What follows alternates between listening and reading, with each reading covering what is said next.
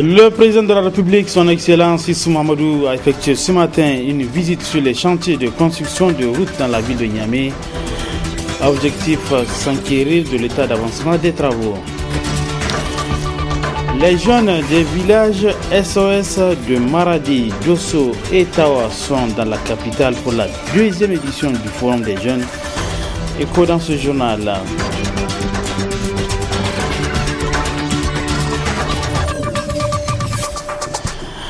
Mesdames et messieurs, bonsoir et bienvenue sur cette nouvelle édition d'information sur la télévision Labadi. Je l'annonçais dans les titres. Le président de la République, son Excellence Issou Mahamadou, était ce matin sur les chantiers de construction de routes entrant dans le cadre de l'aménagement et du bitumage de voiries dans la ville de Niamey. Démarrés il y a quelques mois, les travaux ont atteint un taux d'exécution de 30%. Ali Sissé Ibrahim, Abdel Nasser Seydou pour le compte rendu.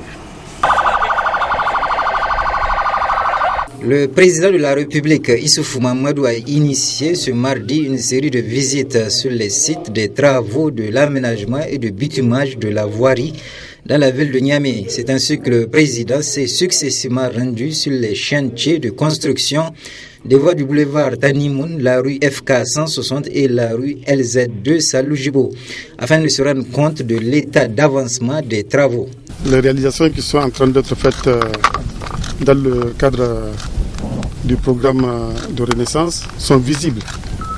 C'est le cas de ces 22 km de voirie qui sont en train d'être réalisés dans la ville de Niamey. Et dans la ville de Niamey, il n'y a pas que ça. Les jours derniers, nous avions eu à visiter d'autres chantiers, l'échangeur du rond-point des Martyrs, l'hôpital de référence, la centrale thermique de Gorubanda. Ces réalisations aussi ne se déroulent pas qu'à Niamey. Il y a d'autres réalisations qui se font à l'intérieur du pays. Ensuite, à la question posée au président de savoir si ces visites sur les différents chantiers ne participent-elles pas d'une stratégie propagandiste en vue des futures élections, celui-ci répond en ces termes. Moi, je suis chargé d'une mission. J'assume cette mission et c'est dans le cadre de cette mission que j'ai fait ces visites. C'est tout à fait normal quand je décide de faire un chantier, d'ouvrir un chantier, que je vérifie que les travaux sur place, sur le terrain, sont menés dans les règles de l'art.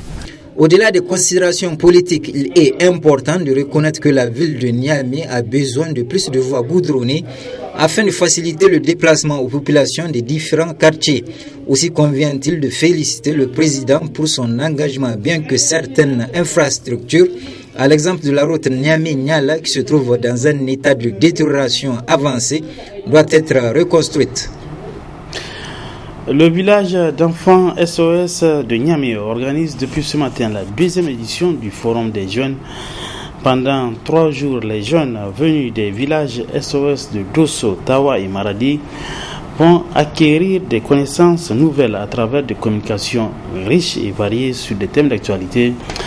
Le reportage de Nafissa Adam Sirfi. C'est pour moi un honneur de prendre la parole au nom de tous les jeunes SOS du Niger pour vous souhaiter la bienvenue à notre forum. Cette édition 2015 du Forum des jeunes du SOS Village d'enfants de Niamey a réuni les enfants des autres villages d'enfants de Dosso, Tawa et Maradi.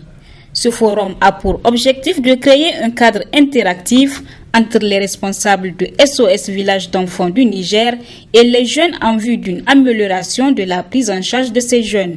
À cet effet, vous avez la liberté de dire ce que vous pensez de notre manière de prise en charge.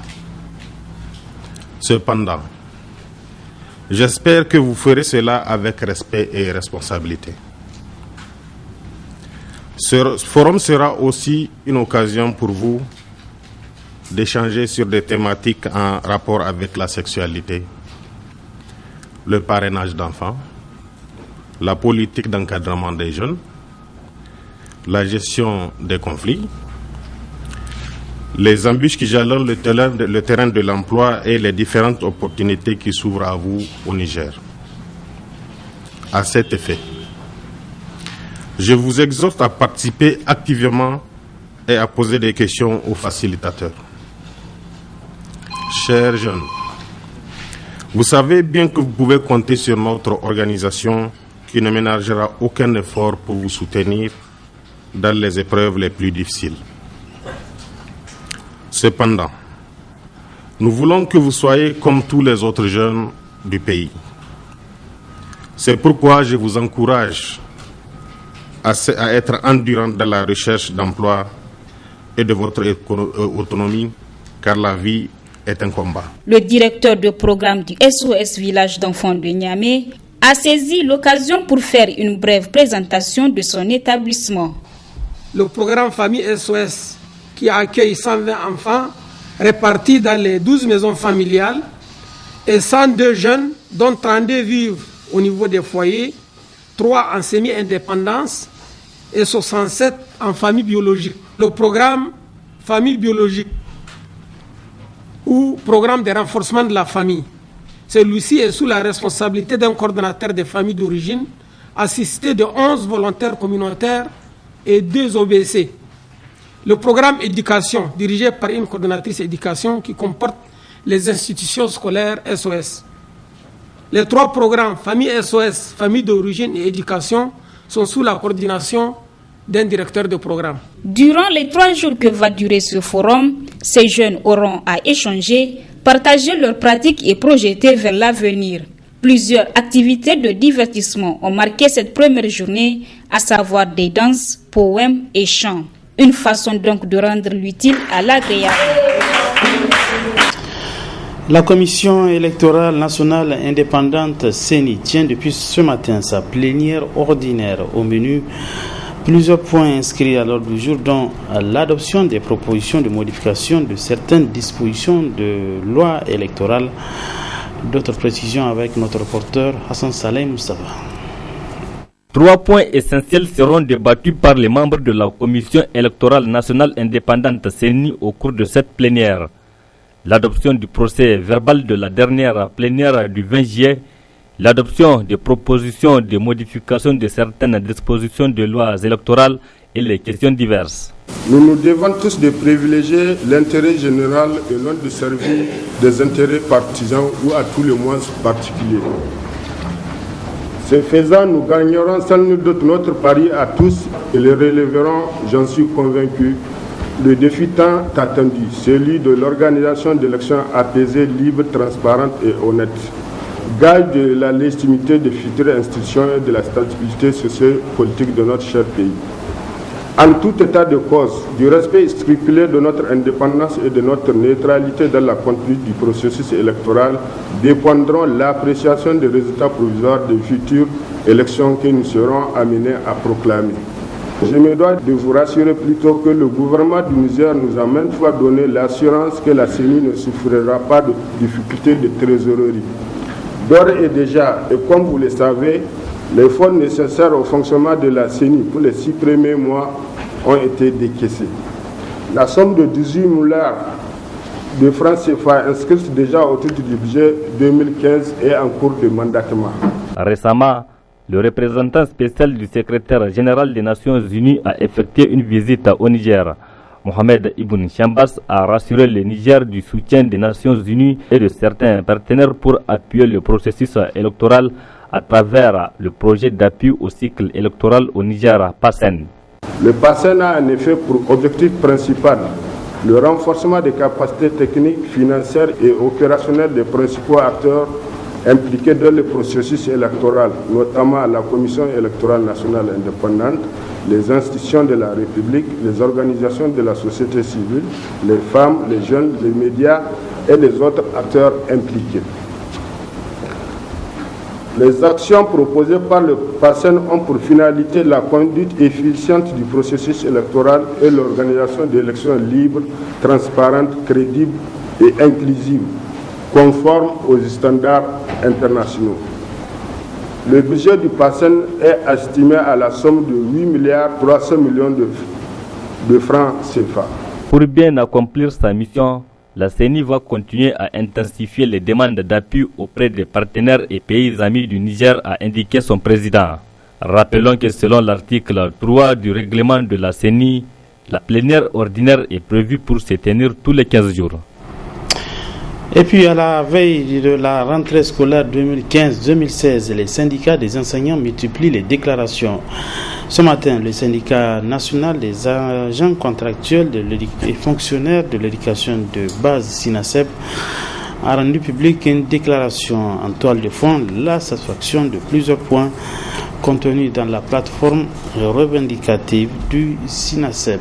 D'autres précisions plutôt avec Asman China.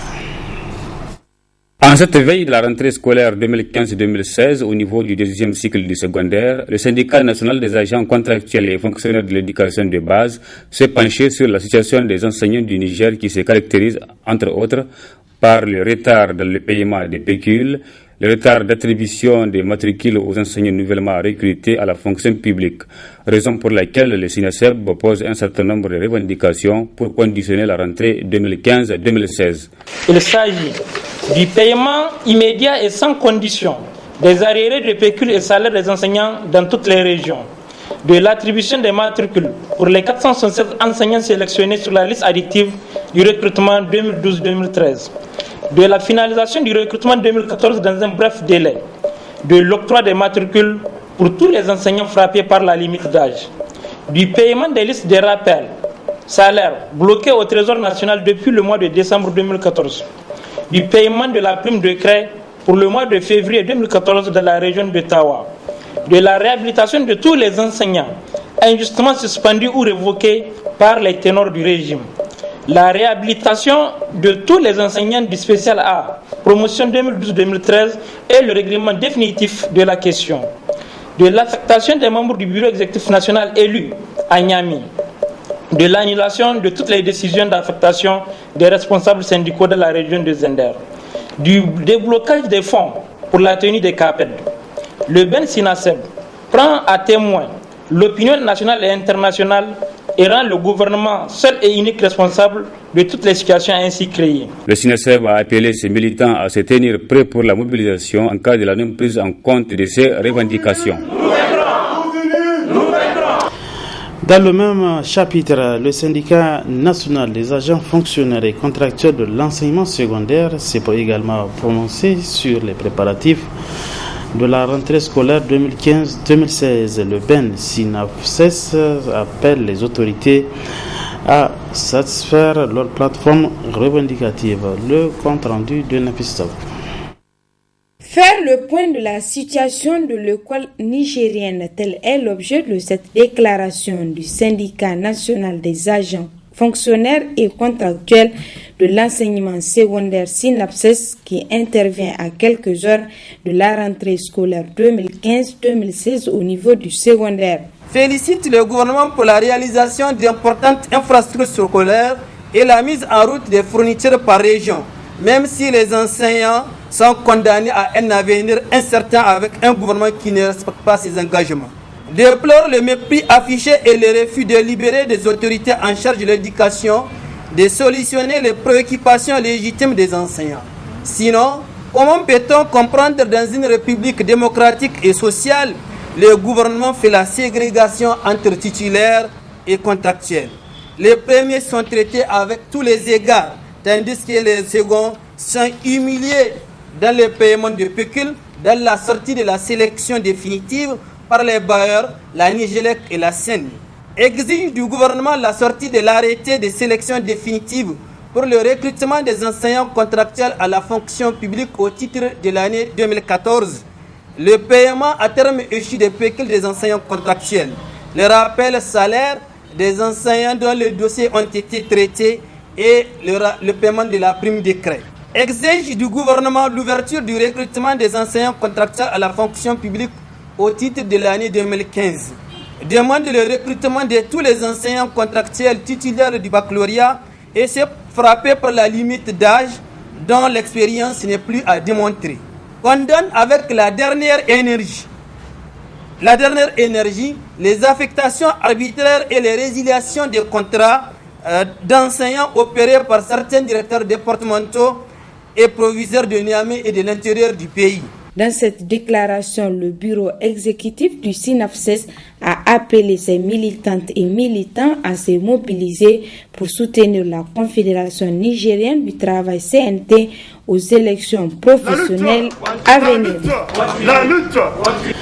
Nous arrivons maintenant à la partie magazine de ce journal. Elle est consacrée à l'entretien que nous a accordé Madame Eline, qui est responsable du programme Entreprise et droits de l'homme à l'Institut danois des droits de l'homme. Elle a répondu à un certain nombre de questions relatives au respect des droits de l'homme par les entreprises en général. Bonne réception. Alors déjà, les principes directeurs, c'est un document qui a été adopté par le Conseil des droits de l'homme des Nations Unies en 2011 et qui a marqué un petit peu un tournant dans cette question sur les entreprises et les droits de l'homme. Et ce document affirme que les entreprises ont aussi un rôle à jouer en matière de droits humains, rappelle évidemment que les États sont les premiers détenteurs d'obligations et qu'ils doivent tout mettre en œuvre pour faire respecter les droits de l'homme par des acteurs tiers, y compris les entreprises. Mais pour la première fois, il y a donc un consensus international selon lequel les entreprises, quelles qu'elles soient, où qu'elles opèrent, quel que soit leur secteur d'activité, leur taille, qu'elles opèrent dans des pays développés ou en développement, doivent respecter les droits humains, donc à la fois dans leurs activités propres, donc les droits humains des travailleurs, évidemment, mais aussi les droits humains des communautés sur lesquelles elles peuvent avoir un impact. Et puis, ce document déclare aussi que les entreprises doivent veiller à ne pas avoir d'impact négatif sur les droits humains, aussi quand elles travaillent avec d'autres entreprises, donc à travers leur chaîne de sous-traitance par exemple, ou quand elles contractent d'autres entreprises. Et ce que disent les principes directeurs, c'est que pour respecter les droits de l'homme, les entreprises doivent déjà s'engager en faveur des droits de l'homme par une déclaration, et puis mettre en place un processus de diligence raisonnable ou de vigilance par lequel l'entreprise doit identifier ses impacts en consultation avec les différentes parties prenantes, notamment les communautés qui peuvent être autour de l'entreprise. Elle doit remédier à ces impacts et puis rendre compte publiquement de ce qu'elle fait sur les droits de l'homme. Alors les principes directeurs, c'est un document qui n'a pas de valeur juridique contraignante, mais qui traduit les conventions internationales des droits de l'homme existantes par rapport aux activités des entreprises. Et donc ces principes prévoient 3 piliers fondamentaux. Le premier, c'est l'obligation de l'État de protéger les droits de l'homme, c'est-à-dire s'assurer que les citoyens jouissent des droits de l'homme quand les entreprises opèrent. Le deuxième principe, c'est celui du respect des droits de l'homme par les entreprises. Et enfin, un troisième pilier très important qui est de rappeler que les personnes dont les droits ont été violés ont droit à un recours. Voilà, donc ces trois piliers forment donc les principes directeurs. Et ces principes directeurs ont depuis été adoptés par un certain nombre d'institutions internationales comme étant le cadre consensuel sur lequel tout le monde s'entend. Beaucoup d'entreprises, d'ailleurs, se sont déclarées en faveur de ce cadre et se sont engagées à le respecter. Ces industries extractives, parce qu'elles sont parmi celles qui ont le plus d'impact négatif sur les droits humains, on connaît, pas seulement au Niger, mais dans de nombreux pays, on a constaté des impacts importants, qu'il s'agisse d'impacts sur l'environnement, sur la santé, sur la sécurité des travailleurs, des communautés locales. Donc c'est un des secteurs d'activité qui retient beaucoup l'attention des défenseurs des droits de l'homme, évidemment. Et le Niger a la chance d'avoir toutes ces ressources, et pourtant, souvent, les activités extractives dont on attend beaucoup ont des impacts négatifs sur les droits humains. Alors, que doit faire le Niger ? Déjà, il faut rappeler que le premier responsable du respect des droits de l'homme au Niger, c'est évidemment l'État nigérien, donc qui doit tout mettre en œuvre pour veiller à ce que sa législation soit respectée par ses entreprises, qu'elles soient multinationales ou des entreprises nigériennes. Donc, ce qui veut dire qu'il faut renforcer les services de l'État qui veillent à la mise en œuvre de ces réglementations, donc qu'il s'agisse des services chargés de l'inspection du travail ou du respect des lois en matière d'environnement. Et puis le Niger doit aussi analyser sa législation pour identifier éventuellement des lacunes et y remédier. Alors ça, c'est évidemment à charge de l'État. Les entreprises elles-mêmes, on l'a vu, ont aussi un rôle à jouer. Donc c'est vrai qu'on appelle les entreprises, notamment les multinationales qui opèrent au Niger, mais aussi les autres entreprises, à s'engager pour les droits de l'homme, à adopter ce processus de vigilance ou de diligence raisonnable pour veiller au respect des droits de l'homme. Et puis, il y a un rôle très important qui peut être joué par la Commission nationale des droits humains, qui, en tant qu'acteur indépendant, peut d'une part promouvoir les droits humains auprès des entreprises, a un mandat de protection, donc peut aussi enquêter et puis faire des recommandations à l'État et aux entreprises sur la façon dont elles doivent mettre en œuvre leurs responsabilités. Et puis la commission peut être un cadre de dialogue entre ces différents acteurs pour trouver les meilleures solutions. Enfin, la société civile a un rôle important à jouer. La société civile nigérienne est assez mobilisée sur ces questions-là pour surveiller, dénoncer et veiller à ce que ces entreprises ne restent pas impunies dans le cas où elles se rendraient complices d'atteinte aux droits de l'homme. Alors, un dispositif dont on a parlé aujourd'hui avec la Commission nationale des droits humains au Niger, c'est le projet d'un plan d'action national sur les entreprises et les droits de l'homme. Aujourd'hui, il y a un certain nombre de pays qui ont adopté ou qui sont en train d'élaborer des plans d'action nationaux sur les entreprises et les droits de l'homme.